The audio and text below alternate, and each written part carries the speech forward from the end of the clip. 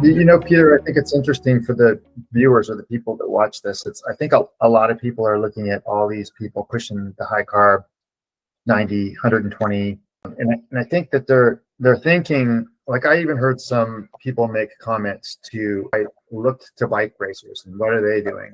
But bike racing and ultras are a completely different animal. I've done them both. I've done them both at a very high level. Yeah, bike racing cycling is a completely different animal from triathlon and ultra running in terms of the metabolic output needs. I mean, you're going to need more carbs in bike racing because of what goes on in bike racing, but it's still, yeah. But to my point is I wanted to pull it back for the viewers that, let's put things in perspective, because I think that a lot of the people are going, oh, the fat's good if you're going to do 200 milers, but I'm going to do 100 miler, or I want to do Western States. And, I want to be like, these guys, although Killian was taking the olive oil thing. I don't know the details of that. But if you really break it down at the end of the day, 1409 is 830 mile pace. Mm-hmm. And 830 mile pace is zone 2. And maybe for some of the elite guys, zone 1. It's low zone 1, low zone 2, zone 1. Yeah. Yeah. It's not in comparison to running a 10,000 meter race in, 27 minutes. You don't need all these.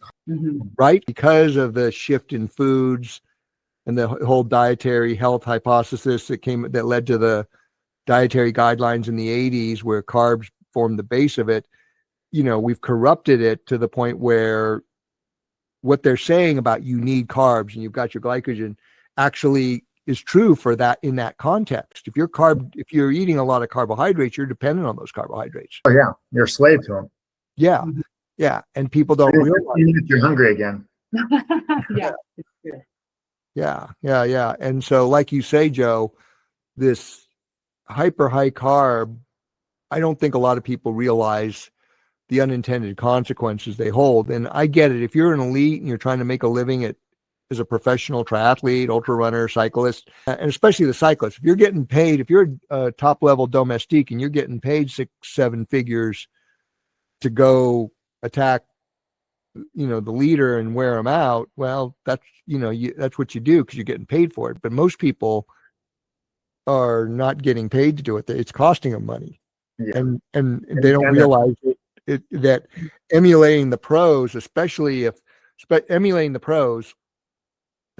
because they don't have the metabolic output needs that the pros do, they're probably actually harming themselves more by following what the pros do. Absolutely. I agree 100%. Yeah. I mean, if you're not fully sponsored, making a living, able to train 5 or 6 hours a day, every single day, and recover and build a proper foundation, and average person working 9 to 5, they're trying to fit these workouts in. They're always hitting the intensity, and they don't realize how bad it is for them in the long run.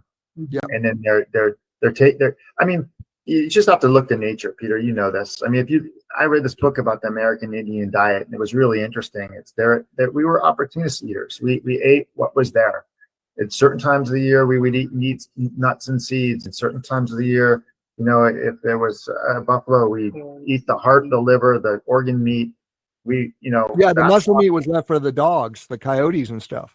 Yeah, and so we've gotten so far. People go, "That's gross. That's disgusting," but they've probably never been truly hungry either. They've never had tripas tacos. Yeah, there you go. But it is interesting that we've come this far, and it was all built on that food pyramid scale. And I think people realize now that pyramid is all wrong.